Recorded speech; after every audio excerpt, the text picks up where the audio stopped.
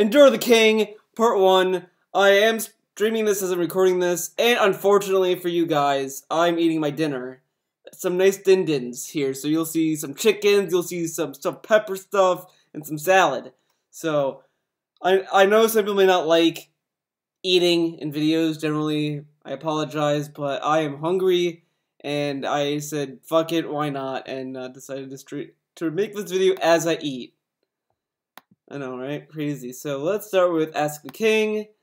Let's get to the first question. Because we're not gonna get King episode, but here we go. So alright, let's see. Have single-player AAA games begun to die out due to recent trends? Not really. I think that a lot of the times people think that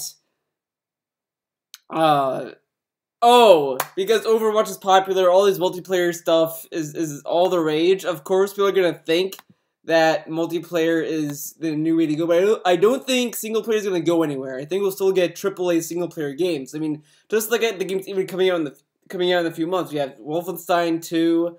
We have oh my god, Evil Within 2.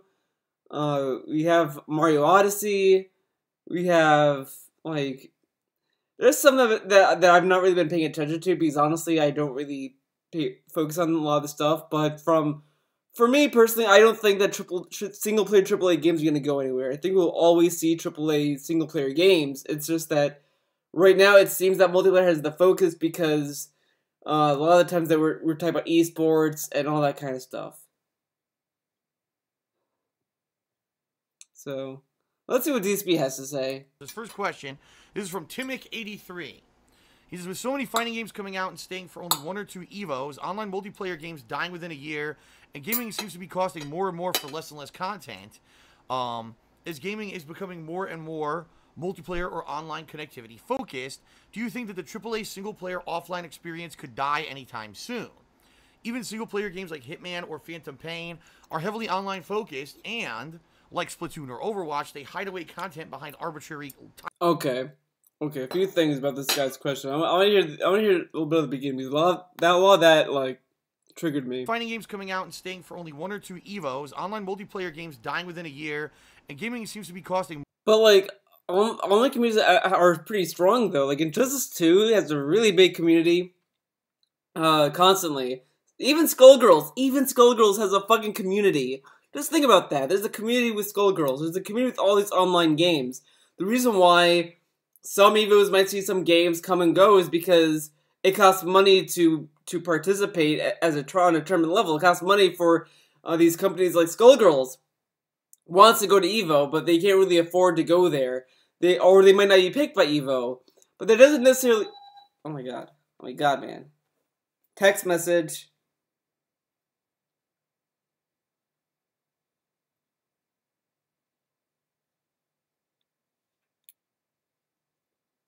Sorry, I have people to talk to, okay? Unlike Phil, I have people, I have humans to talk to. But, alright. Yeah, no way a community will just die, even within a year, and he brings up Phantom Pain and Hitman. Phantom Pain's online isn't really a focus, though. I would be surprised to say that, I don't know, I just don't see Phantom Pain being a multiplayer or online focused game because it does have a campaign. It's just not a very good one for a lot of people, but the online isn't really a focus in that game. The online community, honestly, in that game is like pretty small. It's whatever. Oh my god. Come on, So his first question, this is from Timic83. He says, with so many fighting games coming out and staying for only 1 or 2 EVOs, online multiplayer games dying within a year, and gaming seems to be costing more and more for less and less content, as gaming is becoming more and more for less content. What? What games have you been playing? Because like when you buy a $60 game, you get like whatever. Yeah, there's a lot of games that nickel and dime you with season passes, but yeah. Multiplayer or online connectivity focused, do you think that the AAA single-player offline experience could die anytime soon? No. Even single-player games like Hitman or Phantom Pain are heavily online focused, and like Splatoon or Overwatch, they hide away content behind arbitrary time locks. Can we ever get back to the good pre-online? MGS5 doesn't have arbitrary time locks. But okay. Business practices, or have we let the genie out of the bottle forever? Well, the thing is, you know, things change and evolve over time, and I think what game developers have realized, all right, is that if you just release a game for $60 and that's it, that's $60 you'll get, and there's no other ongoing revenue stream from that game. And in particular, in a world now where we have a used game market where people trade. But we have season passes, though. They have season passes to milk you for money. That's what a lot of companies do now. Like unlike your Atlas that made Persona 5 and had that full of content. Playing some Mario Kart Double Dash while I listen. Oh, cool. On a fight stick, Johnny Wu Fei. Wow, dude, playing Mario Kart with a fight stick. That's like top tier level right there. And buy used games. Shout out to Johnny Wu Fei. Aftermarket or after initial launch money come in because it's the the GameStops and stuff like that of the world that are making all that money on the back end. In addition, right, what game developers are trying to do now is take less risk. You know, if you're going to put out a AAA game with a 12 to 20 hour campaign and sell it for full retail price, you've got to put a ton of investment cost and development cost and time and effort and staffing and everything into it to make that game before it's ready to release. The flip side of that is, look at a game like Hitman, which is one of the games that he references. That game was released episodically. So yeah, work had to go into it, but they didn't have to have the game done before the game released. Now, we never got any sales numbers for Hitman. We were never actually given sales reports saying it sold this much.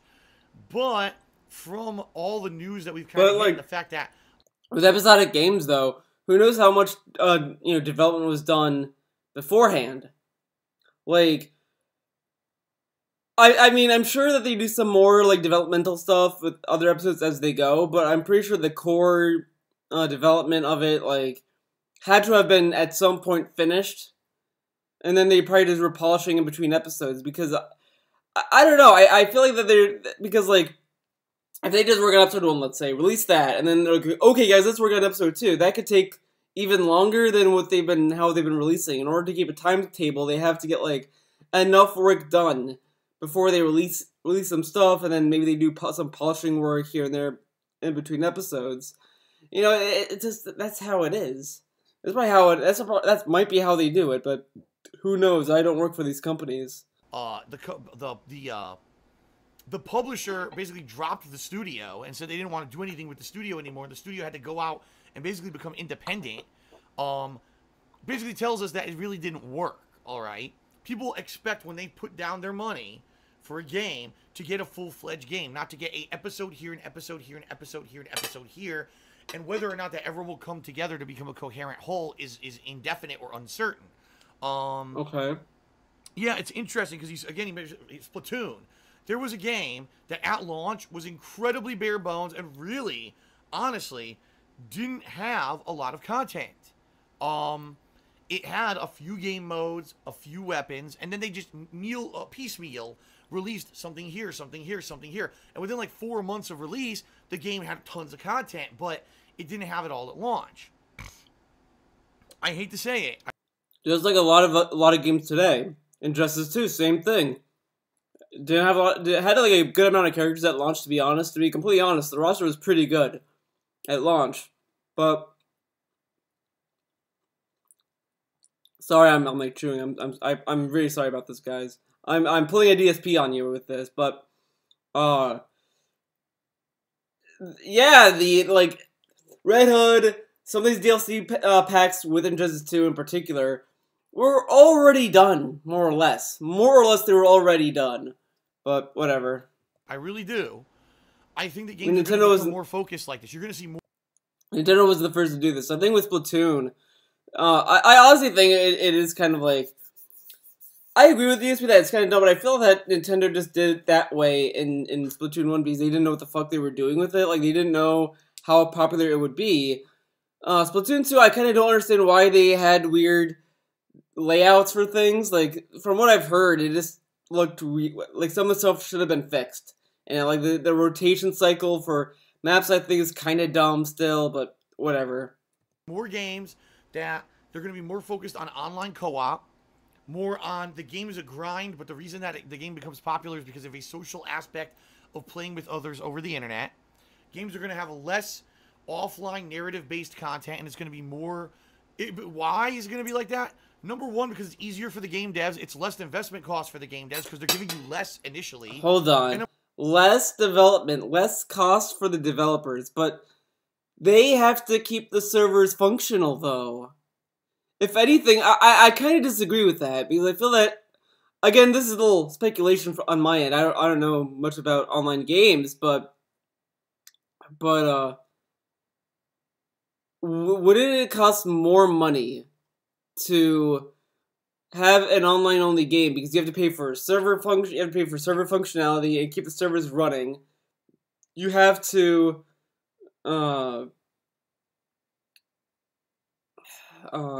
you have to also constantly like send patches if stuff's unbalanced in the game. All this stuff. Like Street Fighter still has to upload patches to balance the characters here and there. Like sometimes they nerf or buff, whatever. That takes time and investment. So I don't really believe I don't necessarily believe that it's cheaper to do online only games. I'm sure on paper it is, but I would think that single player is in the long run going to be the cheaper alternative, because you're not going to be spending a lot of money on servers to be functional for that game. You're not going to constantly have to worry about, oh, this person found an exploit to win matches, better fix that. You know, that kind of stuff. Number two, because people are buying them. I mean, it's that simple. Look at these games. Tom Clancy's The Division. And then this year, Tom Clancy, what was it, Wildlands or whatever it was? Ghost Recon Wildlands. Destiny. You know, these are games that really, if you look at them and you hold them up to their competition, do they have the amount of content? Do they have the amount of... I have not played The Division, but the thing is with those games, though, they have a single-player component. They do have a story mode. Destiny, I think just the beginning of it just had a lot of, like, emptiness to it. Maybe they'll fix that in Destiny 2. But, I don't know. Like, I don't think it was easier for those companies to make those games or cheaper for them, but whatever. Story and effort and polish and everything as the other games? Not really.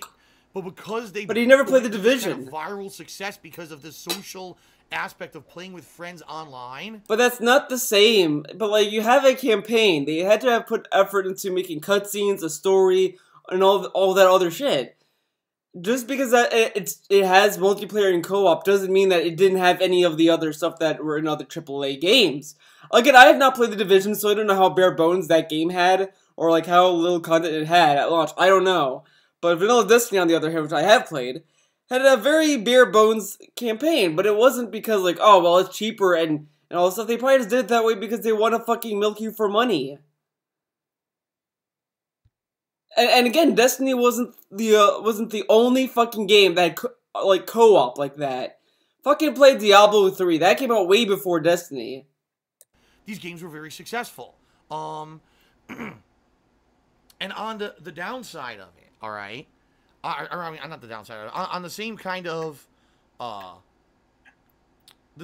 vein, when you're looking at games like you just read, Hitman, Splatoon, Overwatch, games that when they launch, they have one piece of content, but then they feed you more content over time. Yeah, those are games that they made their money at launch. And then those developers had the option, if they wanted to feed you more over time, they could. Now, Overwatch is a little different because Overwatch makes a lot of its money on a marketplace after the fact, all right? Like all the games now do. Overwatch is a game that, you know, you're going to keep buying the skins. You're going to keep buying the loot boxes to try to get the better colors and the new skins and the things for the characters. They're making their money on the back end. The other games like Splatoon, there's no microtransactions in Splatoon. There's no microtransactions in Hitman. Those are, if you bought the season pass, you got the game. So there's no season pass for them, Splatoon those 2, developers, though, well, if the game's successful, we'll keep making stuff for it. But if it's not, we don't, you know, no skin off our back. We already made the money. And I hate to say it, I know that a lot of these things I'm mentioning are anti-consumer practices, but I see them growing in the future. Anti-consumer really practices. So, releasing a game and then looking at its performance and deciding, oh, I'm gonna put money in this, or I'm gonna continue to support this. It's anti-consumer to do that, while other fucking... I don't know, that just sounds dumb to me. Because, like, I don't get how that's anti-consumer, because you're not gonna just constantly support a game that's not being supported by the community. It's like, if you look at a TV network, they have a show, the ratings are terrible, they're, like, down in the toilets, they're gonna fucking cancel that show. They're gonna be like, okay, we're done here. Look at, I think it was NBC had this one show that had only one episode, ever. And it was about some, like, Playboy bunny spy thing. It was doomed to fail to begin with. I knew that show was gonna, like, fucking die. But, yeah, they have every right to, like, kind of see how people support it, and then just cancel if it doesn't get support. That's not really anti-consumer.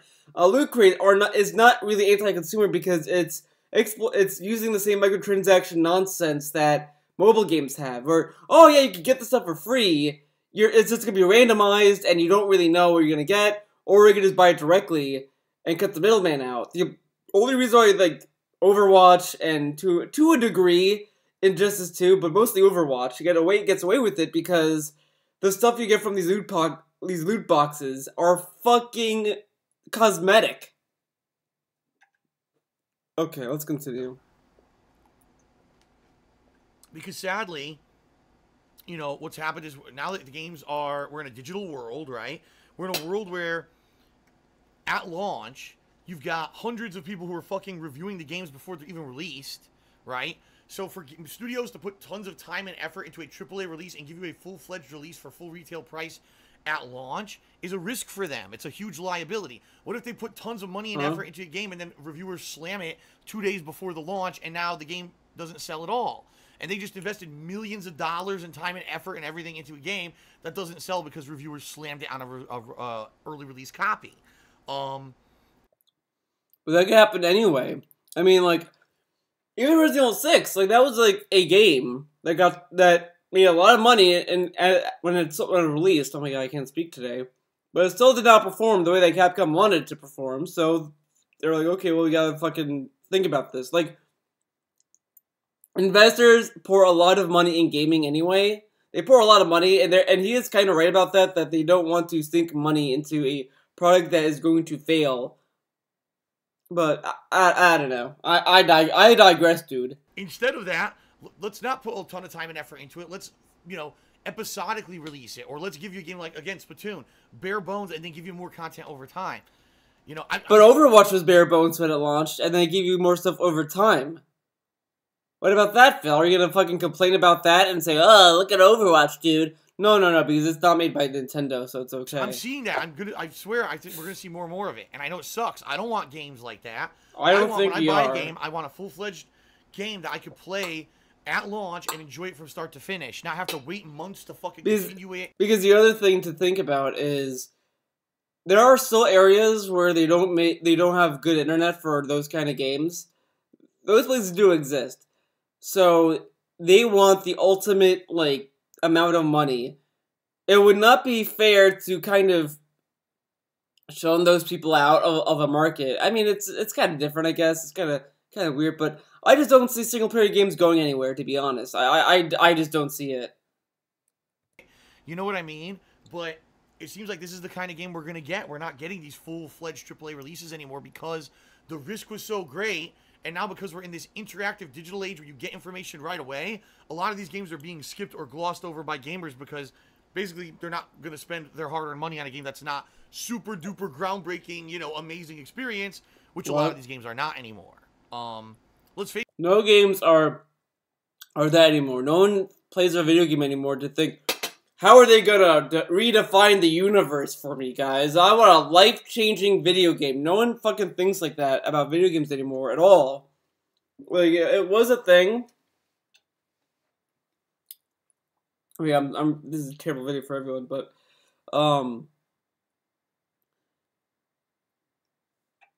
It's just, yeah, it was a thing like for the N64 era, PS1 to PS2 and all that, because we were just getting a lot of, into gaming, and gaming was flourishing to 3D, all this kind of stuff. But now that we've seen it and done it many times before, now it's just, I just want a game that's fun. I want a game that with a good story and this and that. No one is looking for a groundbreaking game that's gonna redefine life or anything. Like the whole thing of glossing over games because it's the internet and people just want hype, super focused hype games and whatever. That's nonsense, because even back then, back before we had the internet, that was still going on with games. Like, there were a lot of games that came on the N64 that I didn't even know came out on the N64. Like, I didn't even know Resident Evil 2 was on the N64. I thought it was a PS1 game. I did not know Doom was on the N64. Quake, etc. There's a lot of games I did not know came out, and that was like way before like this internet shit happened, or when it was like commonplace or whatever, etc. The market's oversaturated. It really is. So it's harder and harder to get your game noticed. Like okay, movies. Next question from Timic. Will you ever get a PC capable of streaming more advanced Steam games like PlayerUnknown's Battlegrounds? That's a question. Oh man. That was the question, will I ever get a better PC? Well, I have a MacBook, so, I mean, I guess that's a good question for me, since I don't know when I'm gonna get a PC, but I have no desire to get a PC. I might get one, I don't know, actually. I've been toying with the idea, it's just, I don't know yet. Who knows, man? It is what it is. Console player, dude. Console for life. Question, like, can you tell the future? Can you, like, do you have a crystal ball? I don't know. I can't even answer that. I don't know. Then fucking estimate. So like, oh, well, if things go better this year, then maybe next year I'll do it. Or maybe in 2 years. Maybe when I'm done paying off my mortgage. But no, instead he's like, oh, can you see the future? I don't know the fucking future. Oh, the future. I don't know the future, dude. Oh my god. I don't know the future myself. I could die tomorrow. But I'm telling you, if someone asked me, are you gonna get a PC? I would say, maybe. Maybe someday. Just not right now. And that's it. I'll leave it at that, because that's a good answer. Not, can you look into the future? Can you see the fucking future? Can you fucking tell me what's gonna happen tomorrow? What am I gonna have for breakfast tomorrow, buddy? Yeah, that's what I thought. Like, get the fuck out of here. Know what's gonna happen in the future, if I'm gonna start making more money, if I'll still be making the money I'm making now, if I'll be making less money. Right now, I can't afford anything. Right now, I can't afford to buy a new pair of headphones, which I'm going to need soon because my headphones are breaking, and I'm going to need all kinds of equipment just to keep the minimum going here, and I can't afford it. So, no, I can't afford a new PC. He turned the question to a begging question. Oh, I don't know if I'll be able to afford a headset, dude. Like, I'm sure you can find a cheap one. Look, we'll go even on a field trip, guys. We're going to go to Amazon. Let's do PS4 headphones. $80. Starting price. $24. You can find the PlayStation chip for $24. $20 for the Bongo headsets. I don't know if they're any good. This is $21. Look at this. Look at this shit. I found, like, stuff in the fucking 20s. Oh, I don't know if I can afford this, guys. Dude, I could fucking afford this. I could fucking afford this. Get the fuck out of here. Let's just do headphones. $33, dude.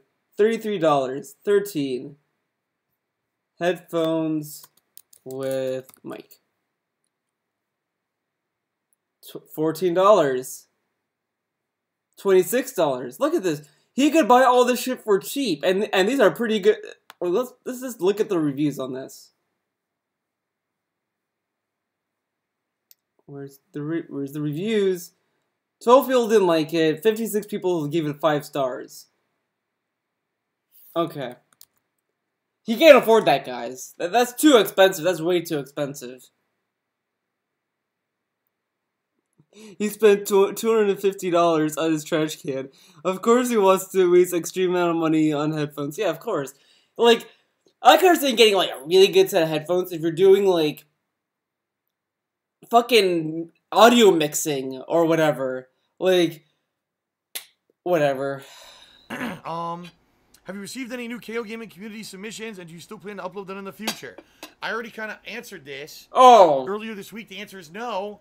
Reason being because I almost said Microsoft. YouTube demonetized half my videos on KO Gaming. Hold on, I'm gonna just play so you don't hear me too, okay? Sorry. So it seems like KO Gaming, at least the edited style content, is dead.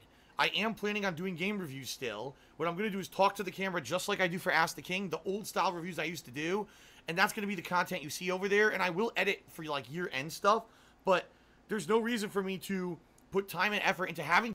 You don't put any effort in the KO Gaming submissions. You don't. Your fans do the work.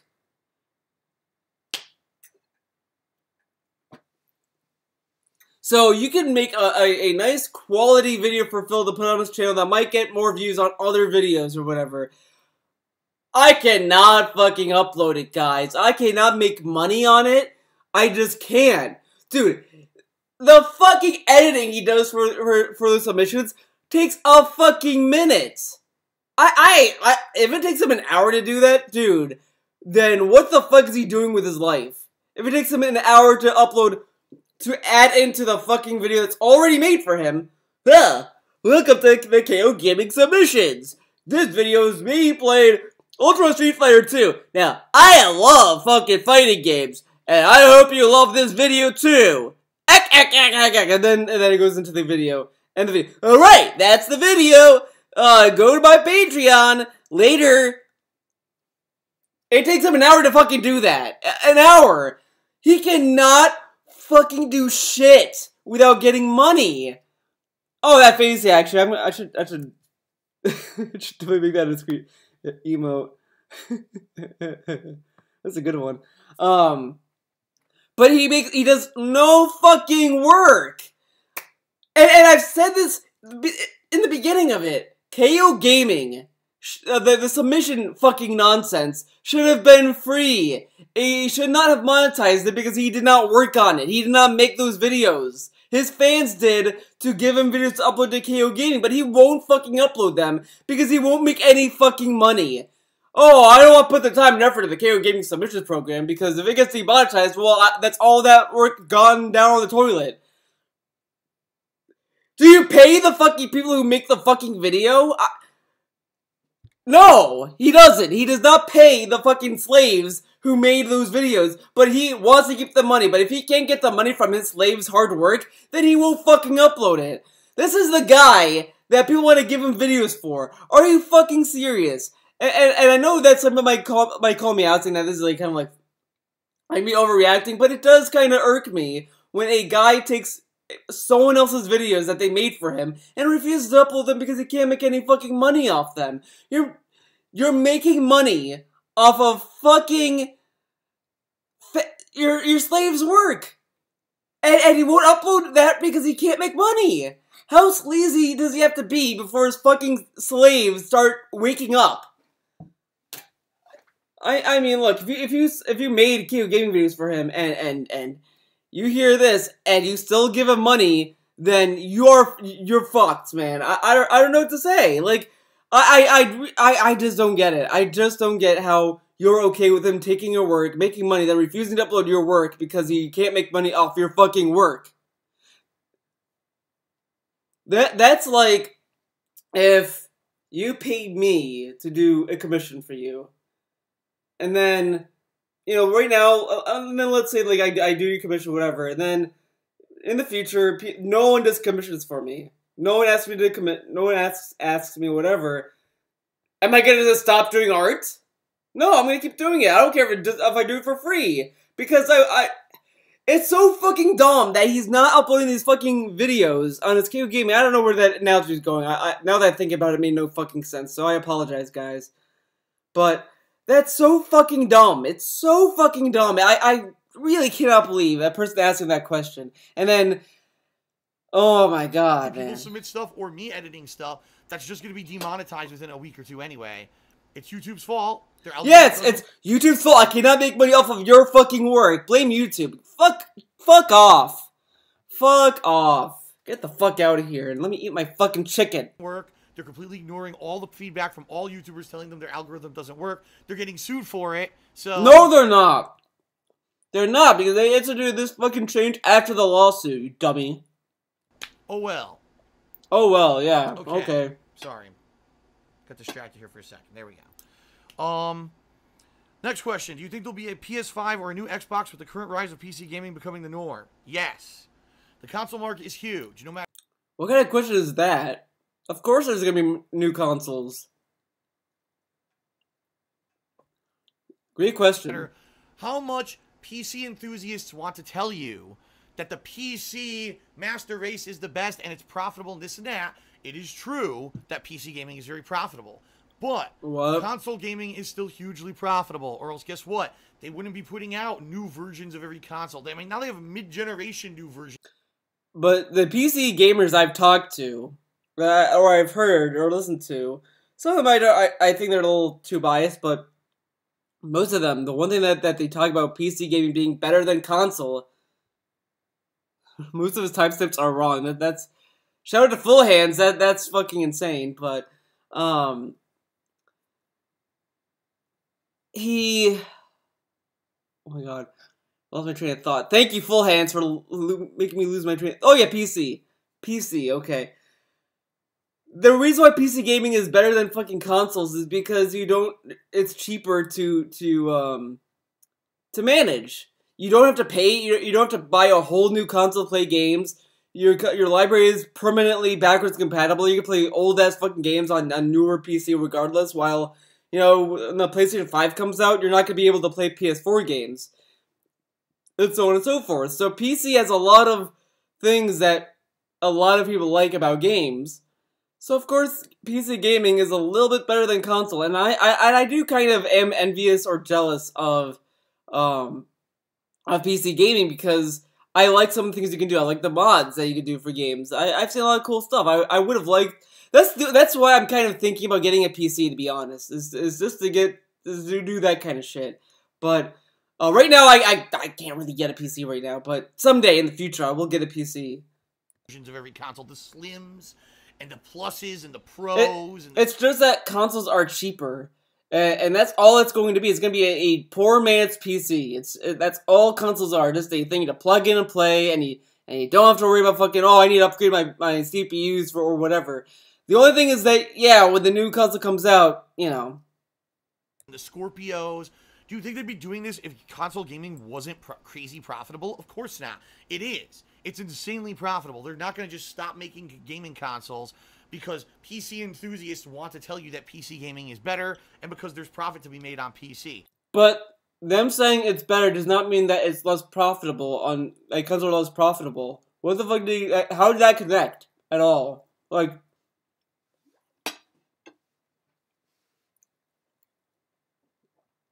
that's like me saying, I like my iPhone. It's better than my old Samsung I used to have. Does that mean that, this is the best? The Samsung, it's not profitable, bye Samsung. Like, no, it's just, of course people are going to be like, oh no, the Samsung's better, here's why. This and that, there's always that argument, but it doesn't fucking mean, if I say one thing's better than the other, it doesn't mean it's more profitable than the other. Or less profitable, or whatever. It makes no fucking sense. When people say PC gaming is better, they're not saying console is not profitable. They're probably talking about the fucking specs and the things that they can do with their PCs that you can't on fucking console. They're completely different markets. They really are. It's different. They're not different markets. They're the same fucking market. They're the same market. It's just that people who buy consoles probably want to either play console games like Uncharted and shit, or they buy consoles because they don't really want to get a PC right now, or they're trying to work their way to a PC. That's what I really don't get with people when they try to say, PC game versus console. They're all fucking games. You all play fucking video games. Get the fuck out of here with that. One group of people are more hobbyists. They want to build their own PC. They want to have pride that they have a gaming rig that's amazing and they did it on a budget and they did it themselves and all that kind of shit. They constantly want to be tweaking and upgrading this gaming rig to make it better. Versus on the flip side, that's like not even a thing anymore. No one builds a PC to fucking jerk off about. Like, oh man, I made a PC. Woo! No, because it's very fucking easy to build a PC. I mean, yeah, there's a lot of passion and like, oh man, I made it to go with it, but you're not going to sit there and be like, guys, I fucking built a PC, man. I built it. A completely opposite group of people. They just want a gaming console that works so they can play the hottest new releases. They don't care about being at the top of the line cutting edge, and they don't want to fucking constantly be messing with their hardware because they don't want to be bothered with it. They just want something that's consistent and will work. Two completely different schools. Yes, they play the same games, which is hilarious that it really is. It's completely different schools of thought and different kinds of people to play the same games. But no, consoles aren't. What? Play the same games? Okay. What games on PC that you can play on PS4? I don't remember being able to play Spooky's House of Horror or whatever. Consoles still don't have Five Nights at Freddy's. There's a few games. I just can't think of it because I don't have a PC. I'm sure someone's gonna comment, "Oh, you forgot about this game, Theo. Let me tell you about this game on Steam." And they also run differently. They also run fucking differently. Going away anytime soon, at least in my opinion. Take a sip. To the water. Which console is more worthless and abandoned, the Wii U or the Vita? Shit, I mean... The Vita. The Wii... Honestly, it's the Vita. The Wii U, I actually have, like games for it. Vita I didn't even buy because I didn't really think about it. Oh, Soul Rider sent me a link. Let's take a look at it. Oh, Super NES Classic. Wow. I'm supposed to be jealous, Soul Rider? Nah, I'm not jealous. I'm not jelly. But yeah, I think the Vita is more abandoned because it became a fucking accessory for the PS4. Like the fucking look at like how Sony handled the Vita like a few years ago. Like I think at some E3, it was either last year or the year before, they literally was just all they talked about the Vita during that one E3 press conference was how it could connect to the PS4. How you can use the Vita to play PS4 games. Just think about that. The Wii U. Alright, we have Fire Emblem Jam Sessions or whatever that game's called. We have Donkey Kong Country Tropical Blast Berry Freeze. And then we got Pikmin 3, Bayonetta 2, they got fucking Wonderful 101, Super Smash Brothers, Pokken. If you watch these, you know what I'm saying by Pokken. Super Mario Maker, all this stuff. It gets a lot of games. Zelda Breath of the Wild. Yeah, obviously right now that they're not getting any more games because the Switch is out. Because guess what? The Switch is a newer console that people want to play more on. So, I'm at this point, I'm not really surprised the Wii gets no new games, because the Switch is newer and it's better hardware in comparison.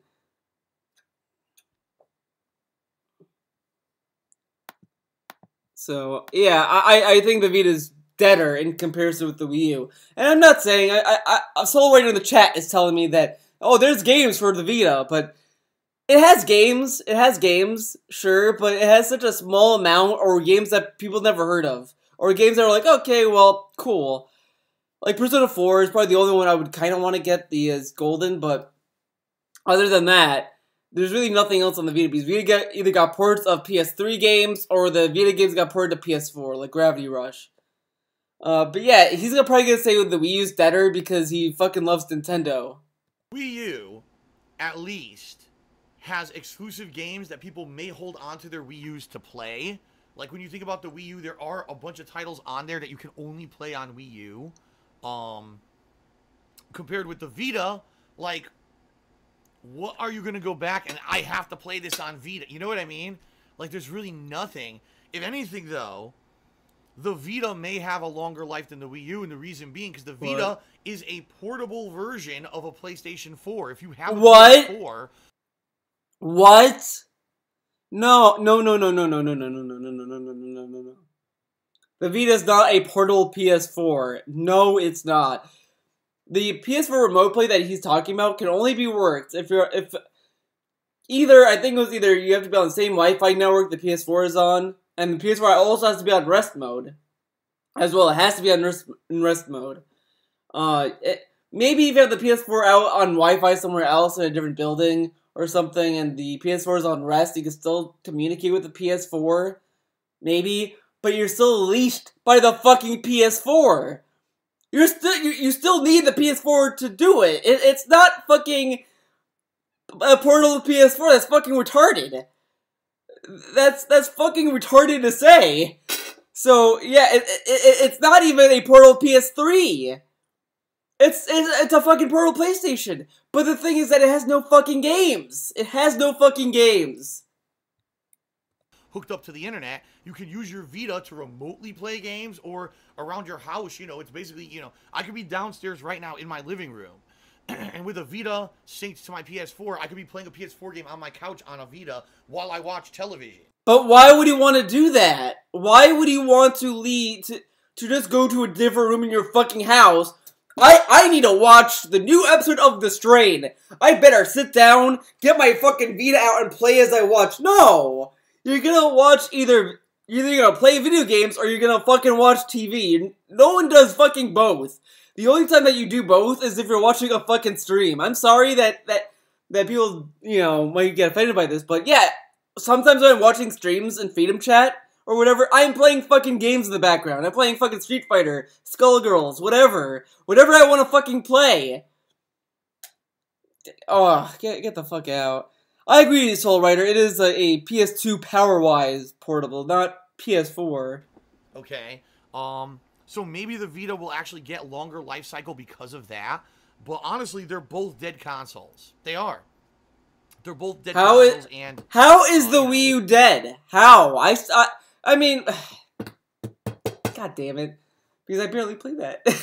I barely play my Wii U, and I don't want to admit that it's dead, guys. I'm in Wii U denial. But, like, I don't know. I kind of had I do have some cravings to go back to my Wii U, though. I do kind of want to go back and play fucking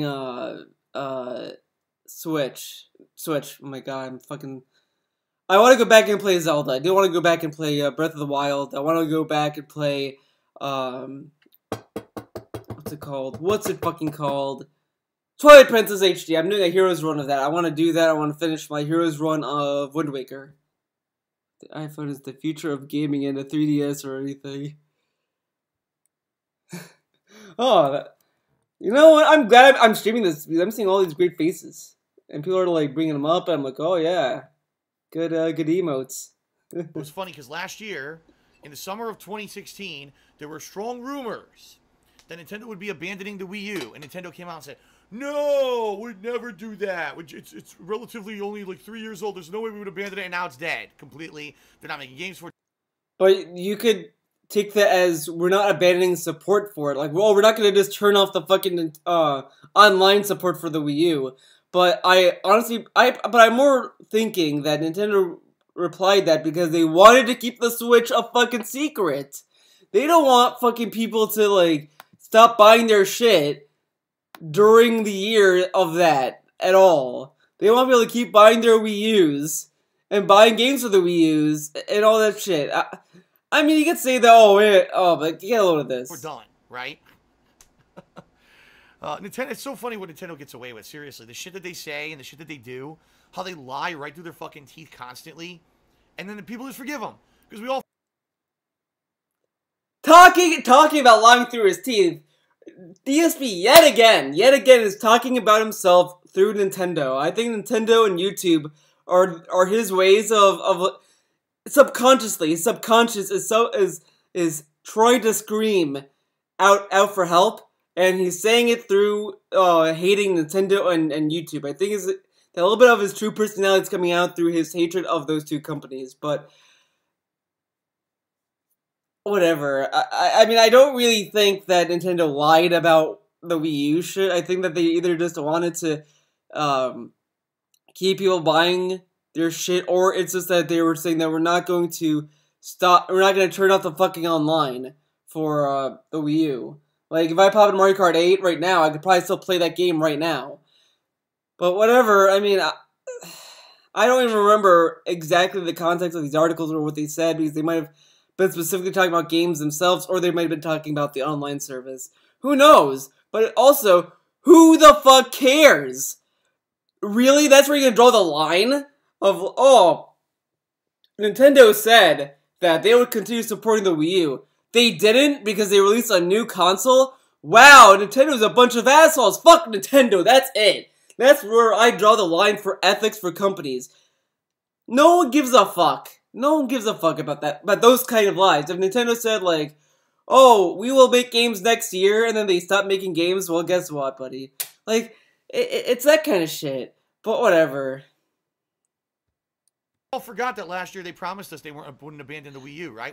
They never fucking promised. It wasn't a promise. They said we're not going to stop supporting the Wii U or whatever. I mean, but who knows what they meant by that? They could have pussyfooted around that meaning as much as you pussyfoot around your own fucking sayings. Oh, I hate fucking talking head YouTube channels. No vlogs. Fuck them. Those people want easy money. Okay, guys, I'm doing vlogging this year. Now, some people might say that I'm contradicting myself from what I said last year, but I'm doing vlogs right now because I have to do them, and my vlogs are more thoughtful, and they're better, and they're great. They're the best. It's just that he goes through all these mental gymnastics to kind of excuse the shit he says, and his fans are as dumb as the Nintendo fans that DSP wants to pretend exist. Forgot about that. Unbelievable. Alright. Timix, final question. Would you consider ever returning to some of your past games that have received... Yeah, exactly, Soul Rider. That's exactly what I'm talking about. They were probably talking about the online service, but the DSP, being fucking retarded, as always, probably never thought about that. Updates, like Killer Instinct Titan... it's a new question, guys. Let me look at the question. Returning to past games. I return to past games from time to time. I like playing old games. I love them. I still go back to Skullgirls. Titanfall 2 and GTA Online. Only if people wanted to see it. The bottom line is, once I play a game as a new release, it's very rarely that people ever want to see me go back to the game, unless it's like years and years later, as say like a retro replay playthrough to prepare maybe for like the sequel. So for example, a redemption run. This past summer, people enjoyed seeing me play Red Dead Redemption again. Not because of content updates, but because there was a version with better graphics on the Xbox One, and because next year Red Dead Redemption... Better graphics on the Xbox One. The Xbox One is just playing the same fucking 360 version. I mean, maybe they updated, they upscaled the graphics slightly, but it's not like... Wow! Red Dead Redemption looks so much better than it did before on the Xbox One, dude! Coming out. But I would never go back. Like, the Killer Instinct... Dude, that game is dead as fuck. There is a small, hardcore group of people who play it, and that's it. Can't talk about that game. The game is so dead. It was dead after the first, not even a year was done. The game was dead, and people were playing it. But because you had this small, dedicated group of people who kept spending money on season passes and stuff, they kept developing for it. So yeah, no, I'm probably not going back to those games. Titanfall 2, dude, Titanfall 2 was dead the week of release. People played it for 1 week. And said, why am I... By the way, he got that game for free. He got that game for free and he won't play it ever again. And I don't think Titanfall 2 is dead after release. I think you could probably find a match right now because... first off, Titanfall 2 has a single-player campaign. And and what I've been hearing is that Titanfall 2 is a massive improvement from Titanfall 1. So, you know, there's that. Playing this and stopped playing it. And it's sad because Titanfall 2, in my opinion, was actually a much improved game. Like, I really liked Titanfall 2 versus Titanfall 1. But that's the problem. I don't think he liked it, though. I think he's lying, because I think after he played it, he started shitting on the game. I don't know. I don't remember. There's still a dedicated, albeit small as fuck, community on PC for... Oh, okay. Oh yeah, Johnny Wu Fei. Shout out to him. He brings up another good point. He plays fucking Ultimate Street Fighter 2. Dude, a person asked me about going back to past fucking games. And he's not fucking mentioning, oh, past games? I do that when I'm playing Ultimate Street Fighter 2. That's an old as fuck game. How did the guy fucking like threw a question at him like at the softest underhand pitch ever, and DSP just kind of fouled it. He hit it because he did answer the question, but he just kind of missed the home run answer. He missed the home run. Man, especially the market right now, we're oversaturated. You had games like Call of Duty and Battlefield coming out around the same time as Titanfall 2, and as soon as they came out, no one ever talked about it again. Okay, finally some questions from somebody else. So here we go. This is actually 3 questions from Vera. What a great way to lead up to the next question. Finally, someone else. The question is differences, things I miss about living with someone versus living alone. I never lived with someone, so I can't really say. I mean, unless you count my parents. I mean, but I mean, it's kind of typical what you would expect. But I would say, but let's say, no, I don't know. I can't really answer that, to be honest, because I haven't spent time living with like some like a girlfriend or anything. I mean, technically, I live alone. Technically, I mean, whatever. It is what it is. I don't have anything to say. Her first question is, since you have time to readjust for that segment. Since you've had time, to readjust to being, living alone and being single, do you ever miss living with someone, and what do you miss the most? I'm not talking about like personal stuff of your relationship, but maybe the general benefits of living with someone else. I know you said it doesn't bother you to live alone, but you lived with your ex for a couple of years, so you had time with both. No, it's true. What's true? There's positives and negatives to both living alone or living with someone. All right. Well, for me, the biggest things that are negatives right now, all right, is number one, Wait. Guess what Guess what the issues of living alone are for him. You guessed it. Effort, responsibilities. You got it, guys. I know you guys are so fucking smart. You guys figured it out even before you even said that part. Responsible for everything. I have no one to lean on, no one to help me with everything. I'm talking finances, chores, basically everything around the house is me. Me. When I lived in Connecticut and I had this small condo and it wasn't a big deal, I have a big house, Then move to a smaller house. Move to a fucking apartment. Like, I still think it was dumb of him to move to a house, especially one that big for 2 people. He should have just fucking moved to a smaller place. Like, he had income that was kind of flaky to begin with because it's fucking YouTube income. I mean, how profitable can YouTube be? He should have just moved into like a fucking a decent sized apartment to begin with, so that he could kind of get a fucking idea of get some like roots down, get some like support. Pay the shit that it took him to go cross country, because I guarantee it'll be cheaper to move from within the same state. Like, go from an apartment to a house, it'll probably be cheaper than going from Connecticut to fucking Washington. Whatever, but okay. So to remember, I gotta clean, I gotta water the plants, I gotta wash the clothes, I gotta do this, I gotta pay all the bills, I gotta do that, It's just constant every day behind the scenes when I'm not. Of course that shit takes time. That's why people wake up early. Maybe you should wake up early, Phil. Instead of going to bed at 2 a.m., maybe you should go to bed at 12 p.m. Maybe wake up at 7 a.m. Get some paperwork done. Do all the housework then. Like, right now I do have some chores to do. I have to like fucking empty the dishwasher. I have to like put the rags, back in the bucket and shit. I gotta do shit. If I can't do it tonight before I go to bed, I do it immediately when I wake up the next day. Crazy, right? I'm streaming or I'm not working. There's shit to do.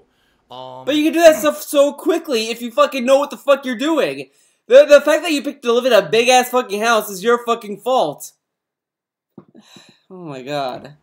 In particular, the one thing honestly that's changed the most is cooking and meals. You know what? I want to say this though. I want to say this to you about this part. I haven't noticed this. Also, I was watching some old ass Tevin videos. I know, crazy, right? But for some reason, I've just been craving old ass Tevin vids. DSP was so skinny back then. You know, he was still fat. He had the fat face still, but like he was pretty like. And I know someone's gonna come, but you made fun of him for being fat, Theo. You were one of those people. Okay, you know, yeah, I was one of those fucking people. Okay, there you go. There you have it. But he was at least like scrawny. I mean, he was still fat in the sense of, like, he still had like this little chin here. He still has some fatness in his face. But like when you look at his like shoulders and arms, they were pretty skinny or whatever. Now it's just his face has gotten bloatier. Like he looks fucking. His face is fatter than Cleo's face, and Cleo's face is pretty like fat in the neck area. But he is so fucking fat. You don't even see his neck anymore. His neck is going away, and he has fucking tits. He has fucking tits. Like they're like perky too. On top of that, like there's one Instagram picture where it's literally like, you could see the fucking cups, man. Oh my god, man! I got a fucking phone call. No, man, no. Why is it going to my fucking? Oh my god, man. No, stop. Oh my god, man. Why is he calling me this late, dude? Come on. All right, let's continue. Was I would be streaming, and then when I ended my first stream, dinner would be ready. You know, dinner would be ready, dude. And she was a good cook, so we'd go and eat together our dinner and clean up together. So you know, she would hold prep and everything. Hold up. Our dinner. You know, I would be streaming, and then when I ended my first stream, dinner would be ready. You know, everyone made the joke back like last year, all this stuff, that he gets really salty when he had to go overtime in games, like Final Fantasy 15 in particular, because this one was one that really stood out in my mind. When he was fighting the first Behemoth, I think it was Behemoth, but whatever, the first hut mission you do in that game, he kept dying, and he got so fucking mad. Like, it was like 7:30 my time when he was streaming, and he was like, oh my god, this is such bullshit! Oh my god, fuck this game! And he got so fucking mad. And everyone was saying, jokingly, that he was getting really mad because it was taking time from Din Din.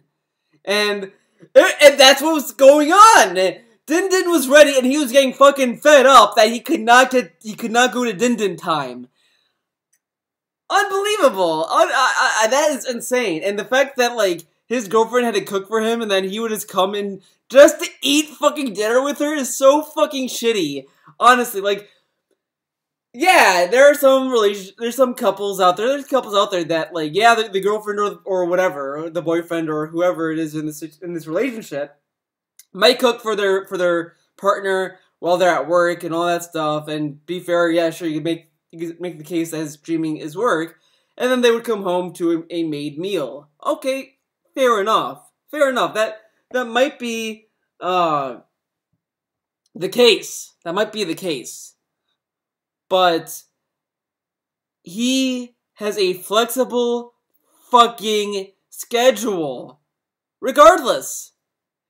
Like, he could have just paused the game, said, alright everyone, I want to help my girlfriend make dinner, and I want to, a little bit of this and that. I'm just going to pause the game and the stream right now, and then maybe go back and finish this, or stream another day, or whatever. His fans would not fucking, like, be like, oh my god, I cannot believe you're doing this. Like, I kind of wouldn't care.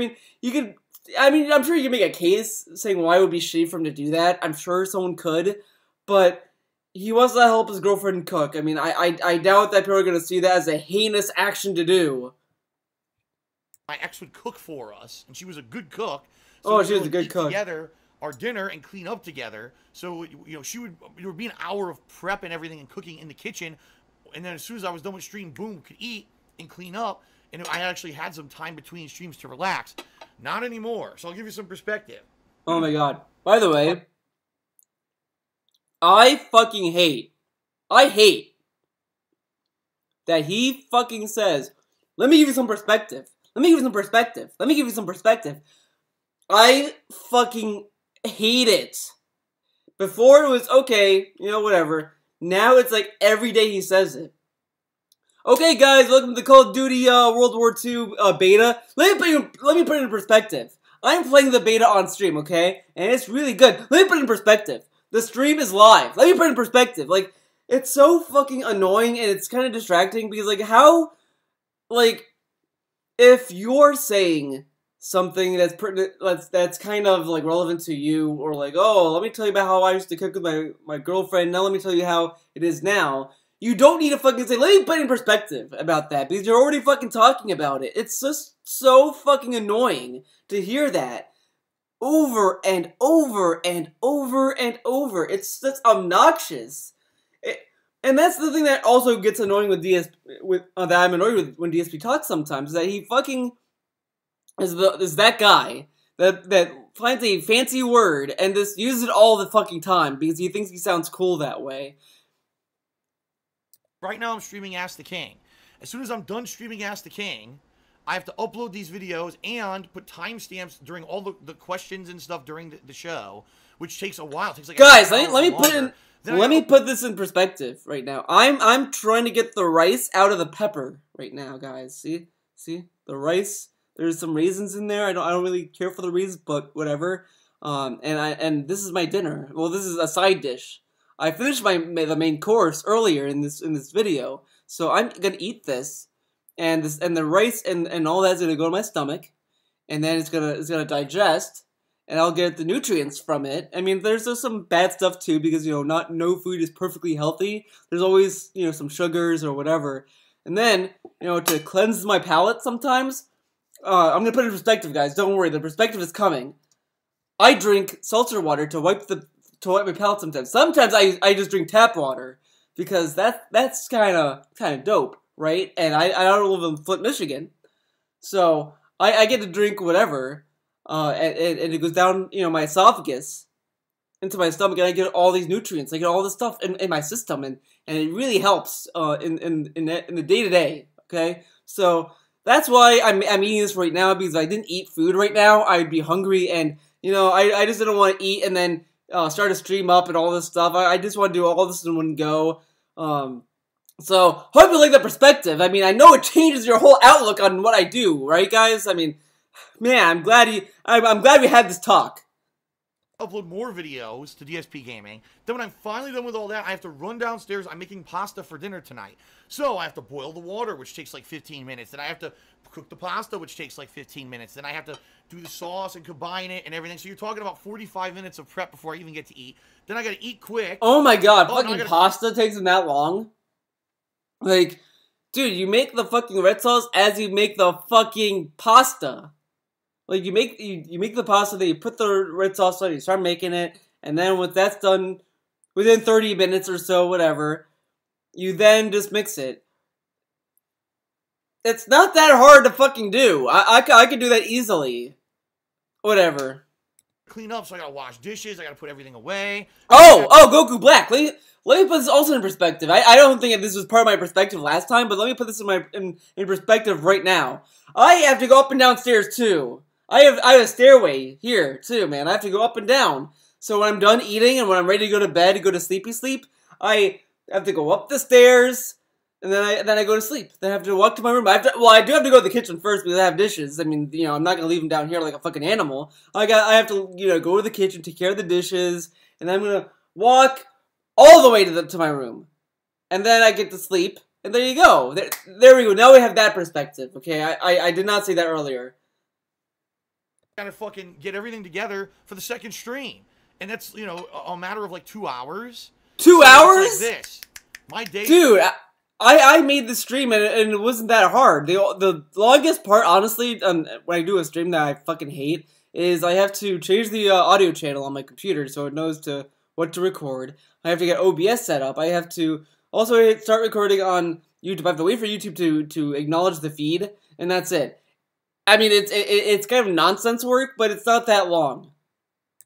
I'm bouncing boom, boom, boom from thing to thing. I hate these fucking snaps too. It used to be I had at least a little bit of kind of time, relaxation time and stuff in between because the responsibilities were shared. That's really one of the biggest negatives, okay? I didn't have a slave. It is what it is, It is what it is. No slave. Single, I mean, there's other benefits too because I'm single. I am the master of my destiny 100%. It's not like Master of my I destiny. have someone Okay, living with me who needs to be asleep at this guys, certain time. he's master of his destiny. So if he doesn't get that Patreon money, it's okay. He can control his destiny of not being homeless, right? Needs to be awake at this certain time. He needs the car at this certain time. You know, if anytime I You never used the car to begin with. I have the freedom to do. Leanna was the one using the fucking car. You didn't fucking use it for shit. Get the fuck out of here. Yeah, okay. He needs the car, man. Now, keep in mind, I have to keep that within my own limitations. When I live with my girlfriend, my ex-girlfriend, it was more about, okay, well, we have plans to do stuff outside of when I'm streaming, so I have to limit myself so we have time to do that stuff. Versus now, it's like, now I have to be more careful that I don't talk too long or stream too long and hurt my voice or not get enough rest, and now I'm all, you know, tired or whatever for my own health purposes. So it's different. You know, definitely a different kind of a situation. Not for me. Okay. Next question. Do you agree that consoles are losing their benefits every generation? It seems to be a common view among gamers, PC and console gamers, that consoles are becoming more and more... Let me just see the question. Are consoles losing their benefits every generation? Not really. I kind of disagree with that, because... I mean, the only benefit you lose is backwards compatibility, and that's it. I don't know. I don't see a lot of because the PS3 to a degree didn't have backwards compatibility either. Like, well, the later models of it at least. I mean, the day one model did, but not the later ones. But I mean, it was kind of obvious that we were gonna like leave backwards compatibility in the past. I don't know. I don't think so. I disagree. More like PCs. The prices for PC parts are coming down with every generation, as well as getting smaller and using less power.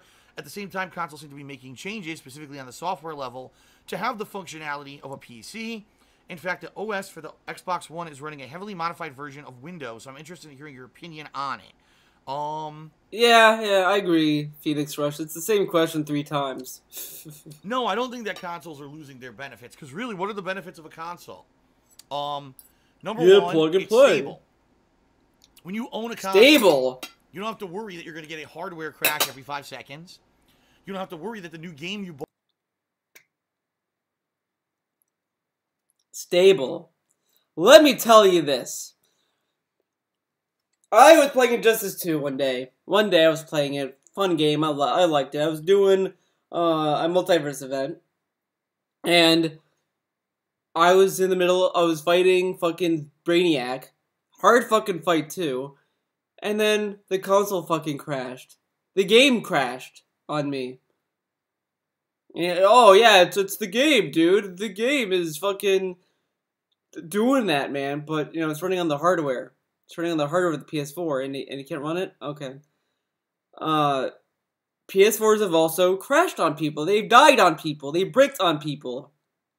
I mean, yeah, it's hit or miss for some people. I mean, hell, there was reports that the PS4 Pro were melting on people.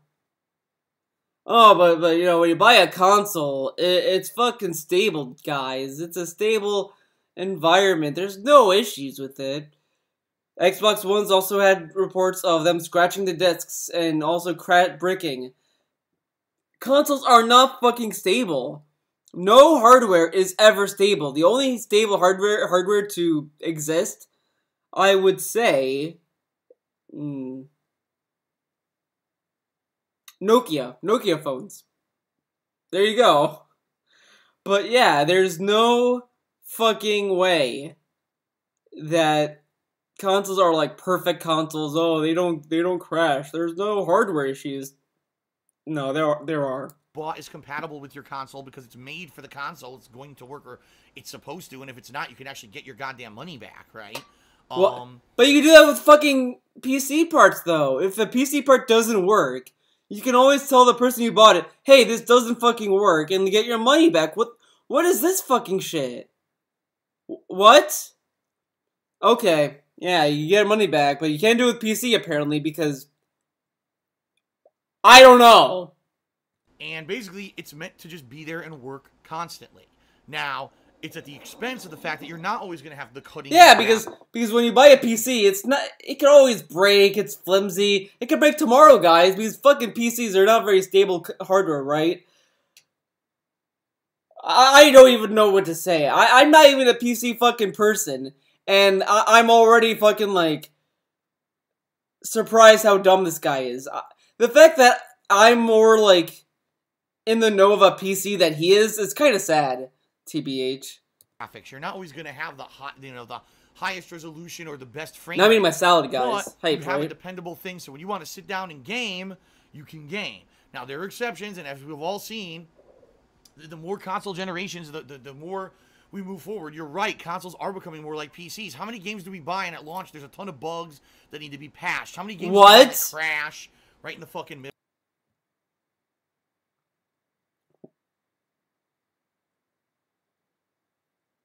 What? Consoles are getting more like PCs because games have bugs in them.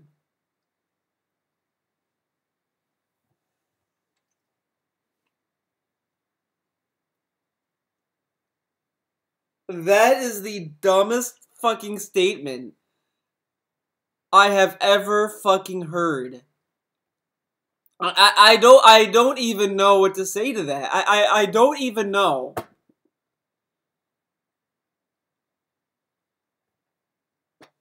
I saw a bug in fucking Uncharted Lost Legacy. This kind of did piss me off because it was a hard fucking segment, and I was losing my patience.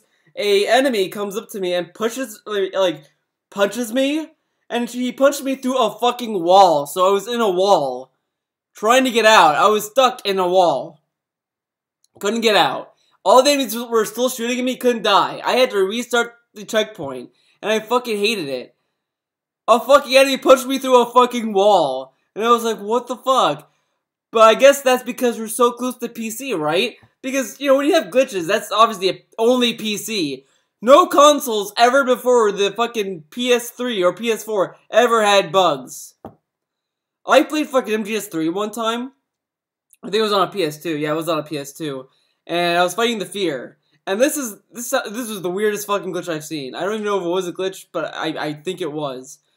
The Fear grabbed me, and then lifted me out of the game world. I was outside the fucking game world. There was white on around, and when I moved the camera up or down, the top of the screen would be green, the bottom of the screen would be green. And that's it. That's all it is. Then the trees started to fade in. That's in that arena. And then Snake was still standing, took fall damage, and died. Middle, just like a PC game. So it is getting increasingly annoying. But for the most part, the benefits of a console are still there, all right? I understand what you're saying. That consoles are kind of pushing more towards being PCs. And if anything, the PS4 Pro and the Xbox One S Scorpio, you know, super ultimate fucking championship edition. It's just fucking Xbox One X, buddy. Proves that what these console manufacturers are trying to do is push console gamers into a more PC frame of mind. Oh, it's mid-generation. You don't really need a new console, but we're going to sell you a more souped-up version of the same console anyway. You see what I mean? Like, it's kind of the same thing with a PC. Oh, you know, it's buy a new graphics card or a new processor and upgrade your PC to get better graphics. Oh, well, buy the new console, which is essentially what they're doing. They're pushing this mid-generation console upgrade down your throat and trying.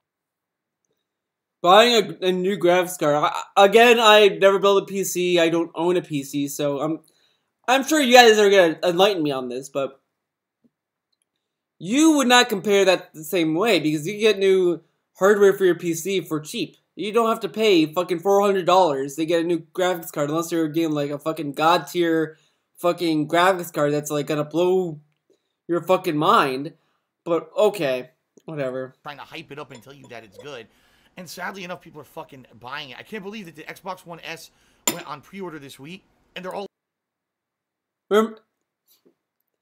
People are falling for the hype. These fucking idiots. They're just buying this stuff. Guys, I have a PS4 Pro Patreon goal. If you hit it, I'll get a PS4 Pro. Like, This fucking guy made a fucking PS4 Pro Patreon goal. A Patreon goal. And he's telling us that, well, people are falling into the hype of getting fucking consoles, man. Getting these PS4 Pros and Xbox One X's, man. Fucking suckers. But he wanted to get one himself. Like sold out everywhere. It's like... Yeah, because people want fucking new hardware. They want 4K. Because guess what? When they get a 4K TV, they'll have a new fucking Xbox or PS4 Pro to get 4K visuals. Or they want one that runs better, because maybe, like, it runs smoother than the PS4 does. Remember when DSP was bitching about 60 frames? Oh, I want my 60 frames. Oh, my 60 frames. Where's my 60 frames? 60 frames! And the PS4 Pro comes out. Oh, this does 60 frames. Oh, well, this is hype. This is hype, guys. We don't need it. We don't need it. Get the fuck out of here. You fucking... fucking Phil. People are so gullible. People are such fucking sheep with this shit. Seriously. But I digress. You are correct in saying consoles are pushing more towards a PC focus, but at the same time, the core benefits of having a home game console have not gone away. At least I don't feel that yet. Or else, why would I be having consoles, right?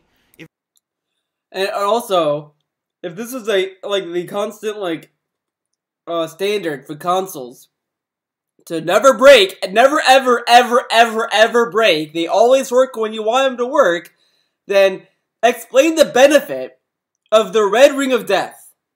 I lost 3 fucking Xboxes to that fucker. Tell me, what's the benefit of the Red Ring of Death, Phil? I would love to know.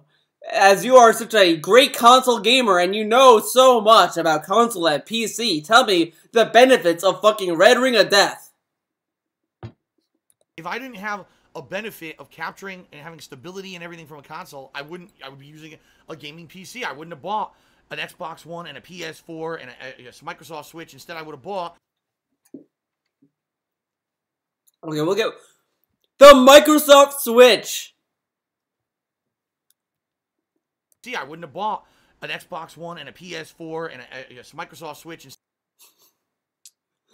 What the fuck? The Microsoft Switch. The Microsoft Switch. Hold on. Live tweet going up, buddy. You bet your ass it's a live fucking tweet.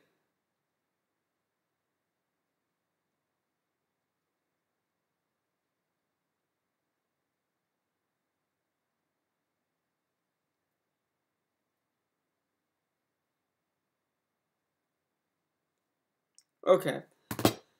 But, what I was going to say, he keeps complaining how his Xbox One doesn't work that much, it makes a noise, all this shit. We've seen a lot of issues with his Xbox One. Constantly. The PS4 sometimes spits out discs, apparently. So, but those are stable. Those are stable fucking consoles. Nothing's ever wrong, right? Nothing is ever fucking wrong. Okay. Yeah. Okay, Phil, so when your PS4 dies, I'll be sure to be interested in seeing how the benefits of that. Instead, I would have bought a gaming rig for the same cost of all 3 of those combined, and I would have had a gaming rig here. But I still think the benefits are there. Okay? The final question that Vera asked, have you ever had a near-death experience? If you're comfortable sharing what... Oh, man, I have one. I've had a near-death experience. Yes, I did. Yes, I fucking did. It was a New Year's Eve party thing. And basically, I was, me and my friends, it was a big group of people, and I was playing Kings. We were playing Kings. It's a drinking game, you know, value of the card has a mean, like, some, like, oh, make a date or whatever, and then you tell someone, like, oh, you're my date, and then if you drink, they have to drink with you. So there's a flush and all this stuff. Just, you know, if you know the game, you know the game. We were playing that, and everyone in the fucking group fucked me over, and got me really fucking drunk, got me really wasted. I then we were playing a Rock Band or something. Maybe Zelda, I don't know.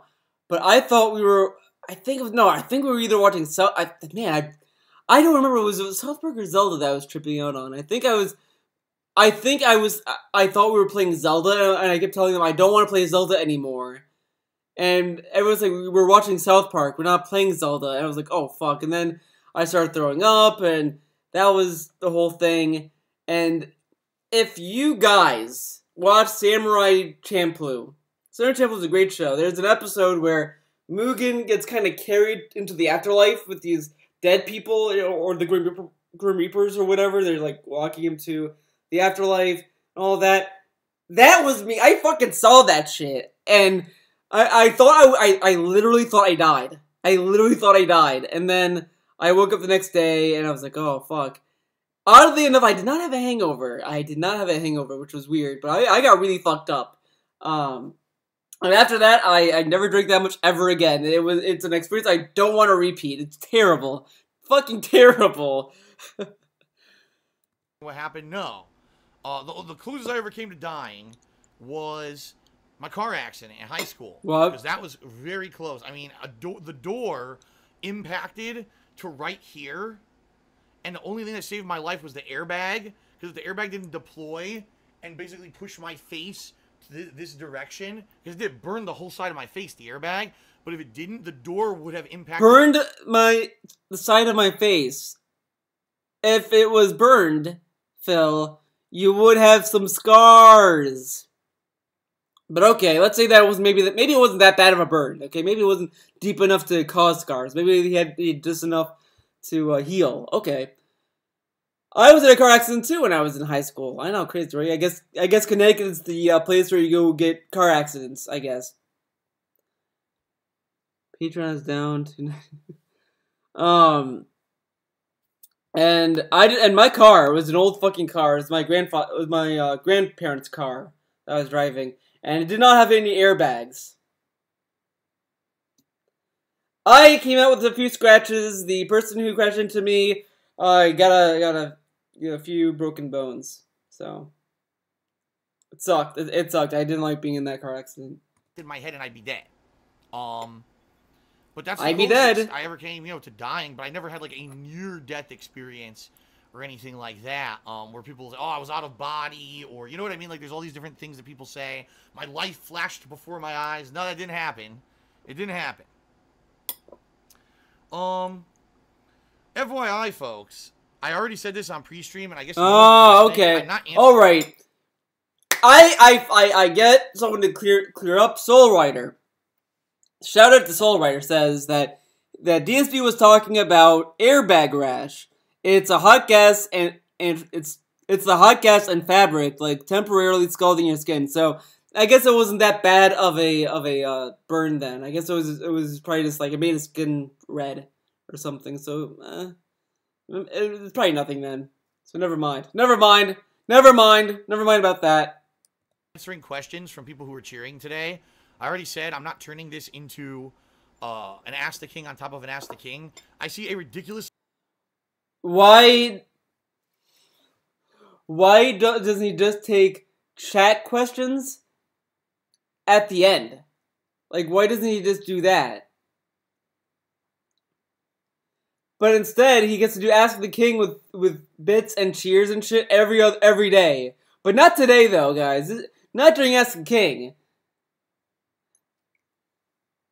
And you know what? He wonders why his Patreon is down. I guarantee it's because of this. It's because of the fucking shoutouts. Because that alone has killed his Patreon. I've said this before, and I'm not surprised. I mean, Patreon might go up again next month. Maybe he'll get a better goal. Whatever.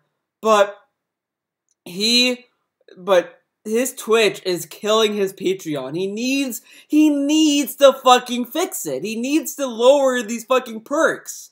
The question perk should be fucking 10. Maybe even it should be $5. Fuck 10. $10 should be like, like something completely different. But 20 to get your questions asked on this show is way too fucking much. No. This amount of people did small cheers expecting me to answer their questions, and I said on pre-stream I'm not.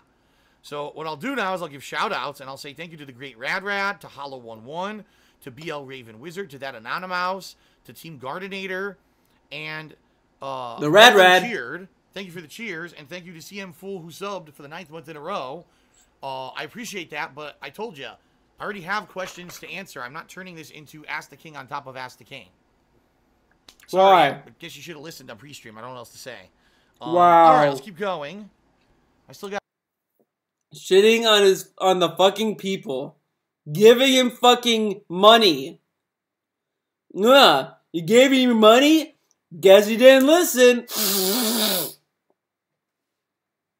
Get the fuck out of here. Take those questions and answer them at the end of the show then. Wow. Well, I told them I wouldn't be answering questions because they weren't listening. Yeah, okay. Yeah, these people who gave you money that you desperately fucking need. Okay. Yeah. We got about 5 minutes before we'll take a break here.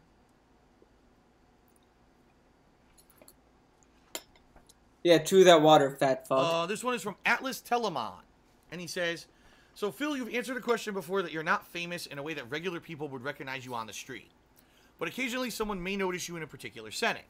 However, you are famous on YouTube for either your... Well, let's see the question. Maybe I can give an answer for me. Has being known, being famous changed things I do in the public eye? Oh, let me tell you guys, my life has changed since I made detractor videos. Let me tell you, when I go down my fucking street, I'm like, man, I'm gonna be recognized as that fucking guy on fucking YouTube talking about a fat fuck. Man, I'm just popping positivity and popularity, dude. I'm just rolling it, dude. I'm very scared that someone's gonna like send me fucking anthrax or something because I'm just so fucking popular. Oh man, let me tell you. No, I can't really. I can't really answer that since I'm not fucking famous. But guys, I'm doing this to be famous, guys. Okay, I'm doing this to be famous, dude. All right. Original style of Let's Plays, or the vibe surrounding you and the drama and the drama or whatever, and everything that you've endured, with a lot of people having different opinions on you. Looking back to 2008 and comparing that to 2017, do you think the fact that you are known has changed you or changed how you approach things in the public eye? In regards to in-person... Yeah, he changed a lot. Earlier, he was still kind of an asshole. He still sucked. And he was shitty to his viewers regardless. But the thing is that I could at least say with confidence is that he at least had fucking fun playing video games. He at least had some fucking ounce, sliver, like tiny little part of him that had a backbone about things. He was kind of like, honestly, I've said this before. I could honestly see why people liked his videos or liked him in the early days. I could definitely see that. I could pop in an old video and be like, okay, I could see why people might like that. Okay. For whatever reason. Now, I really don't see how people can like him. Like, every fucking gameplay stream. Like, I watched him play Agents of Mayhem, and all it was, oh, wow, dude, look at, wow, I'm so high, this is not like Saints Row, man, oh, man, oh, more grinding, like, this and that, like, fucking clowns, man, he just acts like a clown, he doesn't have anything that made him, great anymore, and he's so much more about the fucking money. He won't upload, fan submissions because he won't make money on them. He won't do edited videos because he won't make money on them. It's just, he became more shitty than before. It's like, you have something that's like a shittier product, and then the company that made that shitty product somehow managed to make something worse. It's like the people who made Ghostbusters reboot, who made that reboot, then made another movie that's even worse than that. I mean, it's like, you went downhill with Ghostbusters, with the Ghostbusters reboot, and you're making something that's even worse. How can you do that? Shit, like, no. Like, me going out right now and driving to a store or going to, it doesn't affect it at all. Like, I'm very much in person, pretty much the same. as I always was. You know, like I said, no one recognizes me on the street. Oh my God, that's Darkside Phil. Very rarely, in all the years that I've done YouTube. All right, all the years. I wouldn't say that I've even been recognized more than a couple dozen times.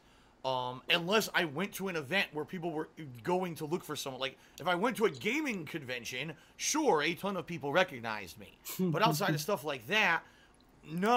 Yeah, these doesn't go to E3 and everyone's like, oh look, DSP is here at E3. Oh my God. No. No, it's, you know, it's not common, especially now. I mean, let's face it. Back in the day, we're talking, you know, the years of 2009 to like 2012, when I was considered one of the top gaming YouTubers. Everyone, you know, was synonymous. Oh, I know him. Now there's, you know, so many people have done it, and you know, I'm still here. I've stood the test of time. I'm still here doing sure, yeah. But there's people who are way, you know, surpassed. I'm not one of the household names for gaming on YouTube or streaming or anything like that. So no, in person it doesn't affect me at all. No, I haven't changed anything in my real life stuff that I do based off of being a YouTuber or anything like that. Online, the only thing I would say is, you know, what really would I need to change online? I mean, obviously, you got to be careful about you don't violate a terms of service on YouTube or on Twitch with the stuff that you say.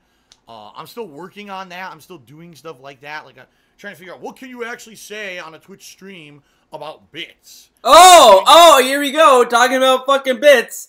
Yeah, I said this on Twitter, and fucking Howl, Deep Drive, Shot in the Deep, whatever his fucking name's on Twitter, he fucking tried to tell me I was wrong with what I said, because he said on Twitch that, oh, it depends on the wording you say it, and then this and that, blah, blah, blah. I said that DSP, in a way, has admitted to breaking terms of service, or at least knowing that he's breaking terms of service with his bits and shit, but he's just wording it in a way that he isn't.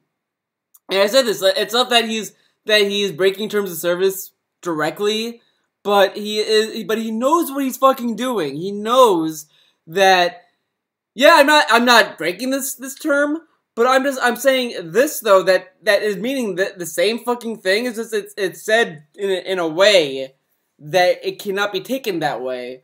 Like, you know, yeah, he's not asking specifically for bits, or that he's asking, please give me your bits, give me $50 bits or whatever, or asking anything specifically. Sure, okay, he's not doing that.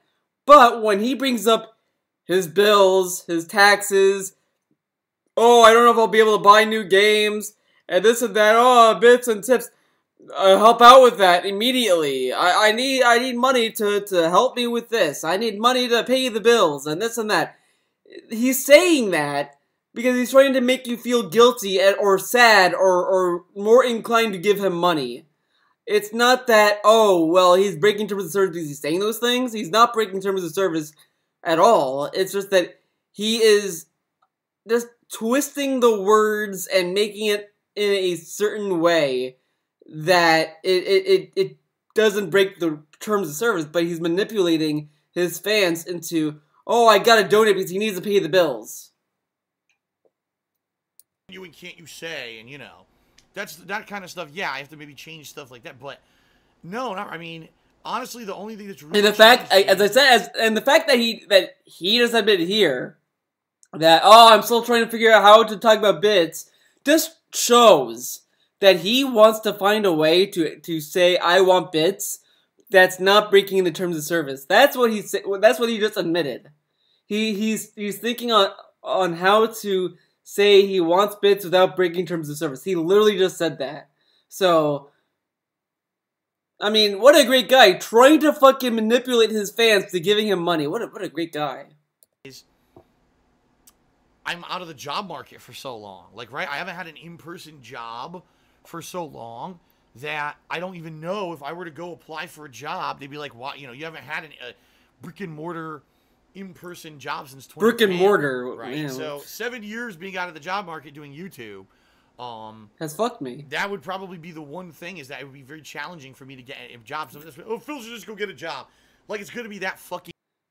It is hard to get a job, to be completely honest. It's hard, yeah, but you know, you have to keep at it. You have to keep applying. You gotta keep sending applications, and you gotta keep doing it because eventually someone will hire you. It takes a long ass fucking time, and that's what a lot of, and you know, that's something I'm learning myself actually, because I'm applying to jobs and I've either not heard back from some jobs or I've got rejections. But you can't just not do it. You kind of have to keep doing it because again, it's not easy to get a job, but it's easier to give up. I'll put it that way. It's easier to give up than it is to get a job. It's just fucking dumb, and and you know what? I kind of reflect on myself, being like, you know, man, I don't know if I'll be able to get a job, but you know, I'll keep trying this and that. But I say in the back of my mind when I think about this, at least I'm not inept enough to be like, I'm not gonna get a job. Ah, fuck it. I'm gonna make YouTube work. That's a shitty mindset, honestly. And it's kind of defeatist, and it's kind of shitty, and it is shitty. It's just you're a shitty person if you just give up on things because it's hard. You're never gonna like grow as a person if you just give up. And that's what happens with him. He just gives up on everything. He never pushes himself. Same thing with KO Gaming. KO Gaming is a fucking example of that, where he just gives up on it because it's easier to give up on making edited videos to make a buck than to make edited videos and to just make it work. Easy, you know what I mean? Like I'd have to really try to convince a potential employer that I'm ready and willing to just jump right in and learn and do all kinds of stuff because I've been doing my own thing for 7 years now. And the thing is that like he also needs to do an internship and volunteer. I'm volunteering at an EMS company, so as I said, it's hard to find a job, but at least I have like a volunteer stuff going on. I can always tell when I apply for jobs, I make sure I highlight that I am volunteering at an EMS company, and you know, there you go. I mean, again, it's not easy. It's not easy to get a job. When people tell him to get a job, they're not saying that he'll get one tomorrow. Any human fucking being knows how hard it is to get a job, but when they say to get a job, they're trying to tell him you should start looking for one so you don't have to worry. Yeah, it's gonna be hard. It's gonna be harder for him, but it's not impossible. And that's, you know, is it good to say, oh yeah, you know, I'm self-employed for 7 years and been able to, you know, have a massive following and look, hundreds of millions of views and all that. I could always say all that, but none of that has anything to do with, like, having an in-person job. You know what I mean? You know what I also remember? I remember him saying that he could use his body of work as a way to convince people to hire him. I remember him saying that somewhere, so that's something. That would probably be the one thing that would be challenging that's changed, because before I had a resume and I had all this job experience or whatever, but now being out of that market for so long, it might be very challenging to do that, which is why obviously I don't want to. I want to keep doing what I'm doing. I want to do Twitch streams. I want to do YouTube videos. I want to keep doing this. Okay? All right, next questions are from Dooley. He actually has 2 questions, and what I'm going to do here is, let's see here. Oh, you know what? I think it's time to take it might be time to take a break, because it looks like we're actually, we're just about at the 30-minute mark. So what I'll actually do right now is I'll take a quick break. And then when I come back from the break, we'll start with the next question. So I'm right here on Dooley's questions.